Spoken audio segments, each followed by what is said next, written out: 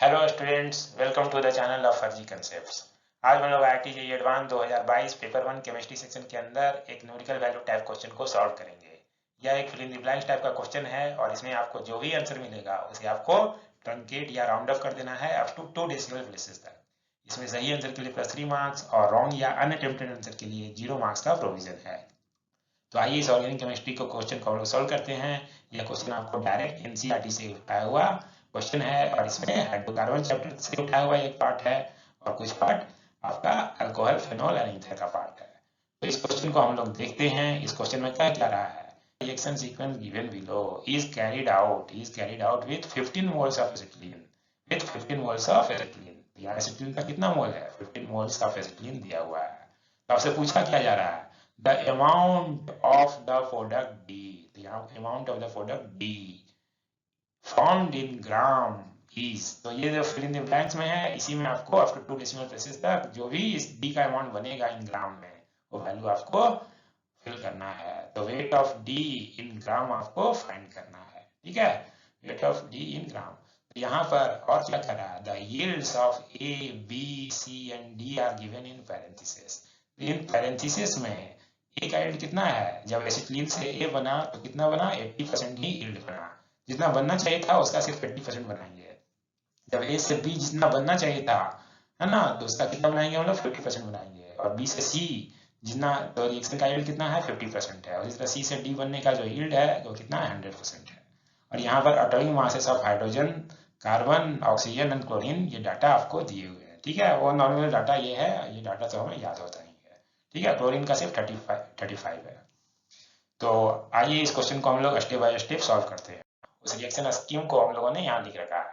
हमें इस क्वेश्चन में सॉल्व क्या करना है? वेट ऑफ डी इन ग्राम हमें फाइंड करना है ना। जहाँ पर स्टार्टिंग मटेरियल आपका एसिटिलीन का कितना है? 15 मोल है।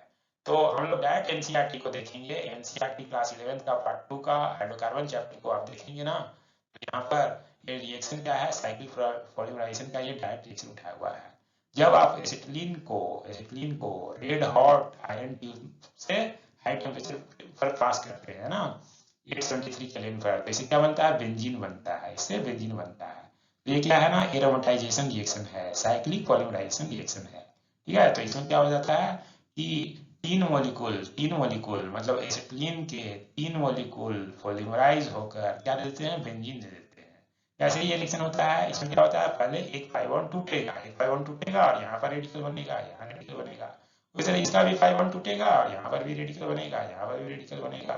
ठीक है, यहाँ पर भी 5 बॉन्ड टूटेगा और यहाँ रेडिकल बनेगा, ये रेडिकल बनेगा और ये आपस में क्या हो जाएंगे? ये फॉर्म के सिग्मा बॉन्ड बना लेगा, ये सिग्मा बॉन्ड बना लेगा, इधर से आकर ये सिग्मा बॉन्ड बन जाएगा। इस तरह से 3 नए सिग्मा बॉन्ड बन जाएंगे और 3 पाई बॉन्ड आपके ब्रेक हो जाएंगे। ठीक है, और उस तरह ये क्या हो जाएगा? 3 मॉलिक्यूल ऑफ एसिटिलीन से क्या बन जाएगा? बेंजीन बन जाएगा। तो 3 mole of acetylene will give 1 mole of benzene. ठीक है, तो यह स्टोइकियोमेट्रिकली बैलेंस इक्वेशन है। ठीक है, बैलेंस है। ठीक है, अब अगला ही हम लोग क्या करेंगे? इसका जो अगला रिएक्शन है वह क्या है? 1 क्लोरोप्रोपेन से बेंजीन का रिएक्शन जो कि प्रोडक्ट आपका ए है। ए का रिएक्शन 1 क्लोरोप्रोपेन से AlCl3 के प्रेजेंस में कराया जा रहा है। तो यह एक फिडलक्राफ्ट अल्काइलेशन रिएक्शन है जो सेम आपको एनसीईआरटी में इसके बारे में लिखा हुआ है। इसमें कहा है कि एनसीईआरटी में कहा है कि when treating benzene with 1 chloropropane, है ना, 1 क्लोरोप्रोपेन, तो इससे क्या बनेगा? We get isopropyl benzene. यहाँ पर हमें आइसोप्रोपाइल बेंजीन मिलेगा, यहाँ नॉर्मल प्रोपाइल बेंजीन नहीं मिलेगा। ठीक है, यहाँ नॉर्मल प्रोपाइल बेंजीन नहीं मिलेगा। तो ये पार्ट भी आपका डायरेक्ट एनसीईआरटी में था। तो हमें बी के बारे में पता है। बी क्या है आपका? आइसोप्रोपाइल बेंजीन है।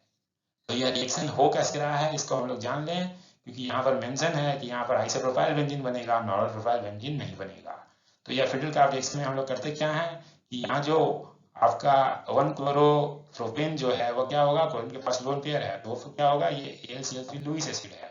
लुईस एसिड क्या करेगा? लोन पेयर एक्सेप्ट करना चाहता है तो ये क्लोरीन का लोन पेयर को एक्सेप्ट कर लेगा।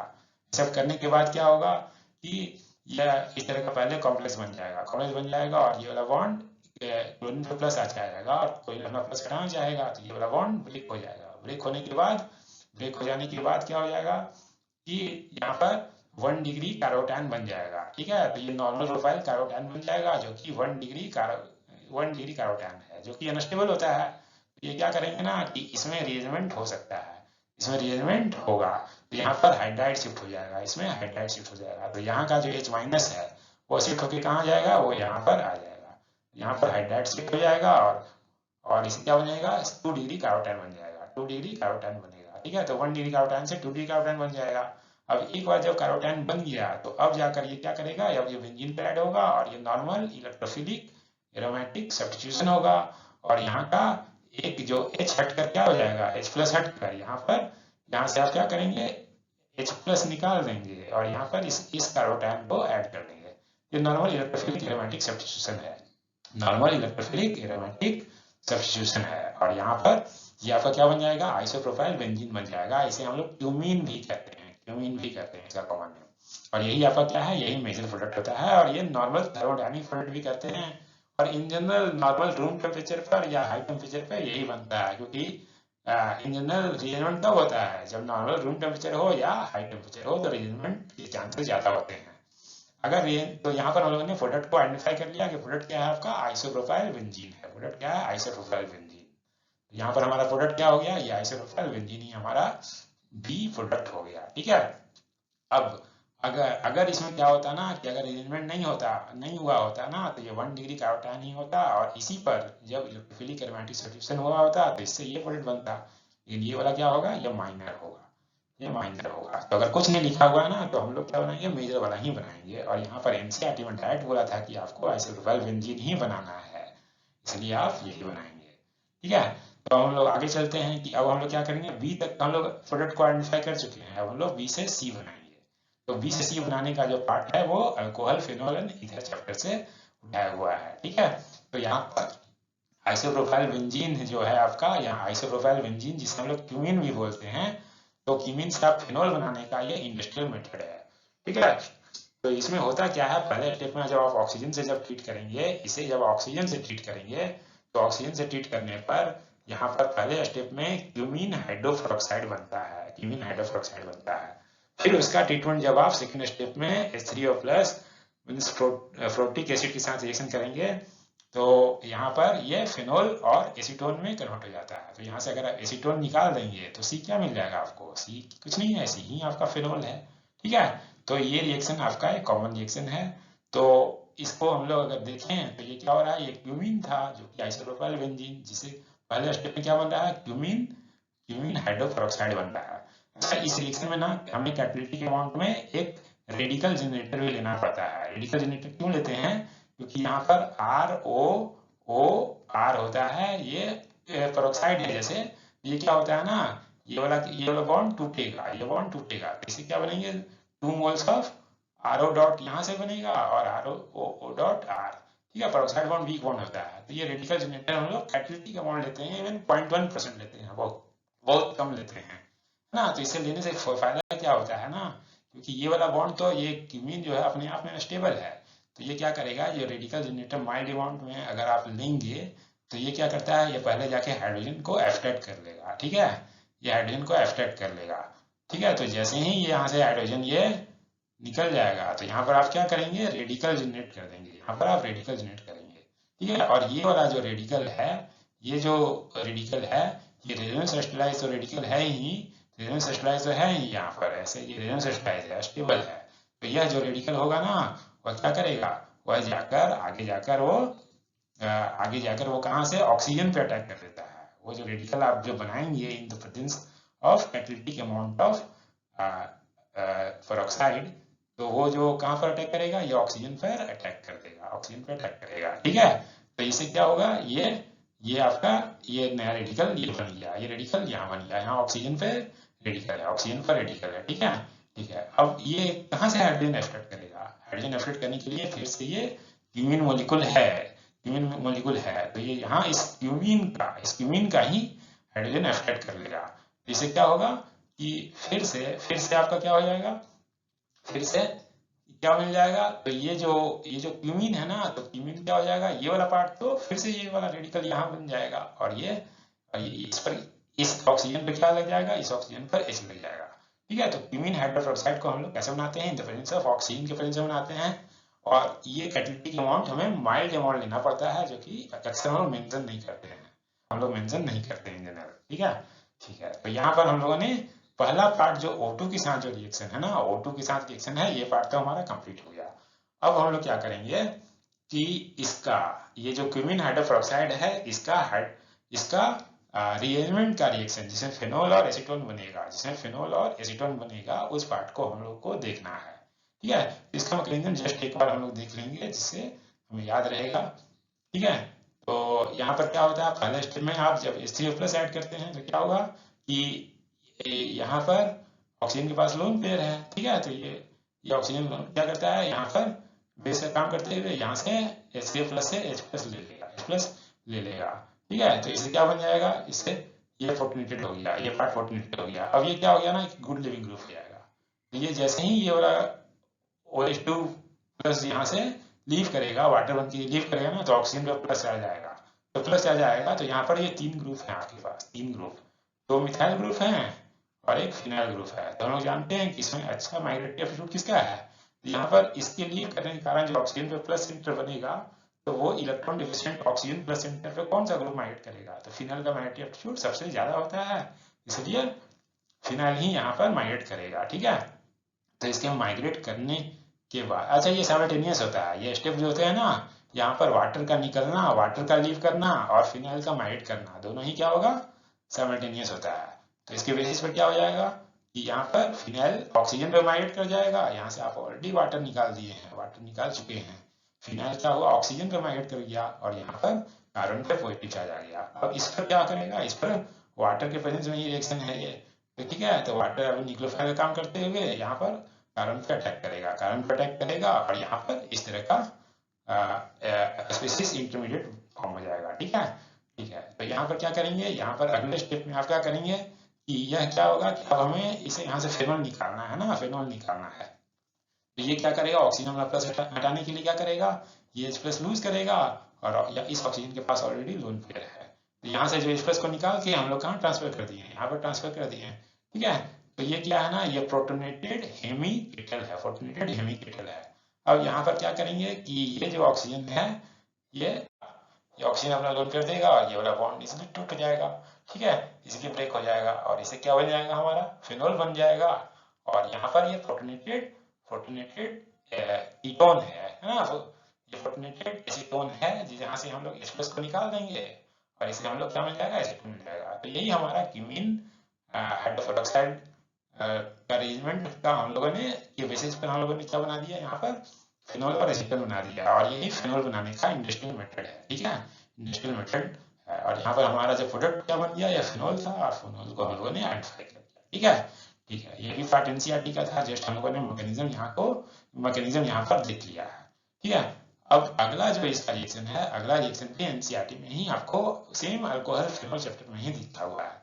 यहाँ पर जो एरोमेटिक अल्कोहल या एलिफेटिक अल्कोहल का ट्रीटमेंट आप RCOCl से करते हैं इन प्रेजेंस ऑफ प्यूरिन, तो क्या बन जाता है कि यहाँ पर जस्ट एसिटाइलेशन हो जाता है, एसाइलेशन हो जाता है। तो यहाँ COOR' पार्ट, ये COOR' पार्ट, इतना पार्ट जो है, इतना जो पार्ट है वो कहाँ से आता है, ये एसाइल क्लोराइड से आता है। ठीक है, तो यहाँ पर भी हम लोग देखें कि यहाँ पर CH3CO पार्ट जो है, CH3CO पार्ट जो है ना, CH3CO पार्ट वो कहाँ से आएगा, ये एसिटाइल क्लोराइड से आएगा। ठीक है, और यहाँ पर क्या निकल जाएगा, साथ में HCl भी निकल जाएगा, जैसे यहाँ पर HCl निकला था। और यहाँ पर लिखा है कि the reaction with acid chloride is carried out in the presence of a base pyridine, ये pyridine की प्रेजेंस में करते हैं, so as to neutralize the HCl। यहाँ जो HCl बना है ना, ये जो HCl बना है, आपको HCl को न्यूट्रलाइज करने के लिए आप pyridine की प्रेजेंस करते हैं, which is formed during the reaction, it shifts the equilibrium to the right hand side। तो ये pyridine क्या करेगा कि HCl को कंज्यूम कर लेगा, क्योंकि ये बेस होता है pyridine। तो ठीक है, तो इसे pyridine आयन बन जाएगा, तो ये रिएक्शन क्या हो जाएगा, नेट फॉरवर्ड डायरेक्शन में आ जाएगा। तो हम लोगों ने अपने सारे प्रोडक्ट को क्या किया, हम लोगों ने आइडेंटिफाई कर लिया है। ठीक है, तो ये नॉर्मल एसिटाइलेशन रिएक्शन है और इसमें एस्टर प्रोड्यूस हो रहा है, ठीक है, यहाँ पर आप देख सकते हैं इसका नाम क्या है, इसका नाम देखेंगे तो ये क्या है, फिनाइल एसीटेट इसे आप कह सकते हैं, फिनाइल एसीटेट या फिनाइल इथेनॉइड। ठीक है, तो यह एस्टर बनाने का एक नॉर्मल रिएक्शन है। ठीक है, अब इसके बाद हम लोग आगे चलें तो ये हम लोगों ने सारे रिएक्शन स्कीम को आइडेंटिफाई कर लिया है। अब हम लोग क्या करना है, अब हमें वेट ऑफ डी फाइंड करना है। वेट ऑफ डी हमें फाइंड करना है। तो हम लोग पहले ये देखेंगे कि रिएक्शन हमारा सारा बैलेंस है या कि नहीं, बैलेंस है या नहीं। तो यहाँ जो स्टोइकियोमेट्री अगर आप 3 मोल लेंगे तो ये कितना बनेगा 1 मोल, और इसके 1 मोल बेंजीन से ये क्या बनेगा, अगर 100% रिएक्शन होता तो ये 1 मोल बनता, और इसके 1 मोल से क्यूमीन हाइड्रोक्साइड रिएक्शन के मैकेनिज्म में हम लोगों ने देखा कि इसके 1 मोल से कितना बनेगा, यहाँ पर भी 1 मोल बनेगा। ठीक है, ठीक है, और ये फेनॉल के 1 मोल से एसिटाइलेशन होने पर ये 1 मोल बनना चाहिए। तो स्टोइकियोमेट्री हमें कह रहा है, स्टोइकियोमेट्री कह रहा है कि अगर ये अगर 3 मोल रहेगा ना तो इससे डी कितना बनना चाहिए, इसके 3 मोल से 3 मोल एसिटिलीन से 1 मोल ये बनना चाहिए। अगर ये यील्ड क्या होता है, सारे यील्ड अगर 100% होते तब कितना बनता है, ये 1 मोल बनता। तो इसका इसलिए इसका अगर हम लोग बोले कि ये 1 मोल रहेगा तो ये कितना बनना चाहिए, 1/3 मोल बनना चाहिए। ठीक है, तो उसी तरह इसके 15 मोल से कितना बनेगा, इसके 15 मोल जो कि यहाँ पर दिया हुआ है ना, यहाँ 15 मोल दिया हुआ है, तो 15 मोल से कितना बनेगा, ये 1/3 इंटू 15 मोल बनना चाहिए। ठीक है, ठीक है, तो मतलब ये 5 मोल बनना चाहिए था, 5 मोल ये बनना चाहिए। ठीक है, अगर सारी यील्ड 100% होते तब। तो यहाँ हम लोग क्या बोलेंगे, overall yield is nothing but the stoichiometric yield multiplied by product of all the yields, product of yield of all the steps. Stoichiometric yield multiplied by product of the stoichiometric yield multiplied by yield of all the individual steps. ठीक है, तो first step का yield 80% है, ये 50% है, ये 50% है, और ये 100%। तो ये इसमें, तो इसके लिए 80% के लिए कितना लिखेंगे, 80/100, 50% के लिए 50/100, 50% के लिए फिर से 50/100, 100% के लिए ये 100/100 है ना, तो ये 1 आएगा। तो इस तरह से अगर आप लोग सारे यील्ड को अगर मल्टीप्लाई कर देंगे ना तो हमें ओवरऑल यील्ड मिल जाता है। तो ओवरऑल यील्ड किसके टर्म में मिलेगा, अगर इसको मल्टीप्लाई करके देखें आप तो क्या हो जाएगा, ये 1 मोल आपको ये यील्ड मिल जाएगा। चीज को देखने का एक और भी तरीका है, एक और तरीके से हम लोग इसे सॉल्व कर सकते हैं, इस आंसर को अराइव कर सकते हैं। हमें पता है कि इसके 3 मोल से कितना बनता है, ये 1 मोल बनता है, ये 1 मोल बनता है। तो इसके 1 मोल से कितना बनेगा, इसका अगर 1 मोल लेना, इसका अगर 1 मोल लेंगे, अगर इसका अगर आप 3 मोल लिए तो कितना बना, ये 1 मोल बना। तो 1 मोल से कितना बनेगा, 1/3 मोल, 1 मोल से 1/3 मोल, इसलिए 15 मोल से कितना बनेगा, 1/3 इंटू 15 इक्वल टू 5 मोल बनना चाहिए। लेकिन 5 मोल बनना चाहिए, लेकिन रिएक्शन का यील्ड कितना है, 80% है, तो ये कितना होगा, 5 इंटू 80/100, 80/100 मतलब 0.80, मतलब कितना बनेगा, ये 4 मोल ही बनेगा। ठीक है, 4 मोल ही बनेगा, तो ये 4 मोल ही बना। अब अगला 4 मोल से 4 मोल बनना चाहिए था, अगला 4 मोल से 4 मोल बनना चाहिए था, लेकिन यील्ड कितना है 50%, तो 4 मोल ना बन के कितना बनेगा, ये 2 मोल ही बनेगा, क्योंकि यील्ड कितना है 50% है। और ये 2 मोल कैसे आया, 4 मोल मल्टीप्लाई बाय 0.50 है ना, तो ये 2 मोल आ गया। और इस तरह यहाँ से ये जब इसका 2 मोल आ गया ना, 2 मोल से कितना बनना चाहिए था, ये 2 मोल से ये 2 मोल बनना चाहिए था, लेकिन ये अभी यील्ड कितना हो गया 50%, तो 2 मोल ना बन के कितना बनेगा, सिर्फ 1 मोल बनेगा। ठीक है, फिर अगले स्टेप में क्या होगा, 1 मोल से एग्जैक्ट 1 मोल बनेगा और यील्ड कितना होगा 100% रहेगा। तो हम लोगों ने फाइनल जो आउटपुट आपका नंबर ऑफ मोल में जो यील्ड आया ना वो हम लोगों ने निकाल लिया, ये 1 मोल ही बनेगा। और इसमें आपको इंडिविजुअल स्टेप बाय स्टेप करने में टाइम लगता है, वो करना नहीं है। आप क्या करिए, पहले स्टोइकियोमेट्री से जितना मोल बनना चाहिए था वो निकालिए, और हर इंडिविजुअल स्टेप का जो यील्ड है उसको मल्टीप्लाई कर दिए, तो इससे आपको ओवरऑल यील्ड मिल जाता है, फाइनल प्रोडक्ट का ओवरऑल यील्ड मिल जाएगा। तो एक बार आपने इसका मोल पता चल गया, तो डी का नंबर मोल पता है, तो इसका वेट निकालना है। तो हम लोग क्या करेंगे, नंबर ऑफ मोल है मल्टीप्लाइड बाय मोलर मास। तो मोलर मास कैसे निकालेंगे, इसका मोलेक्युलर फॉर्मूला हमें पता है, दोनों को मल्टीप्लाई करेंगे तो क्या होगा, मोल से मोल कैंसिल हो जाएगा और फाइनल जो वैल्यू आपको मिल जाएगा वो ग्राम में वैल्यू मिल जाएगा। तो इसे अगर आप मल्टीप्लाई करें, इसको आप मल्टीप्लाई करें और ऐड करें तो मोलर मास कितना आएगा, 136 ग्राम पर मोल आएगा, जो कि 1 मोल से मल्टीप्लाई करने के बाद ओवरऑल कितना आ जाएगा 136 ग्राम हो जाएगा। यही आपका वैल्यू आ गया, वेट ऑफ डी इन ग्राम, और यही आपका आंसर है। ठीक है, तो इस क्वेश्चन को हम लोगों ने सॉल्व कर लिया है। आइए अब हम लोग फाइनल आंसर को मार्क कर। तो हमें क्या करना था, जो भी आंसर था उसको आपको 2 डेसिमल प्लेसेस तक ट्रंकेट करना था। तो हमारा आंसर क्या आया, 136 ग्राम आया। ठीक है, तो हम लोग क्या लिखेंगे 136.00 लिखेंगे। ठीक है, 136.00, और यही हमारा 2 डेसिमल तक का आंसर है। और ये ऑफिशियल आंसर की जो IIT बॉम्बे के द्वारा रिलीज किया गया, उसमें आंसर का रेंज 135.80 से 136.20 तक दिया गया था। यह उससे मैच होता है। So thanks for watching.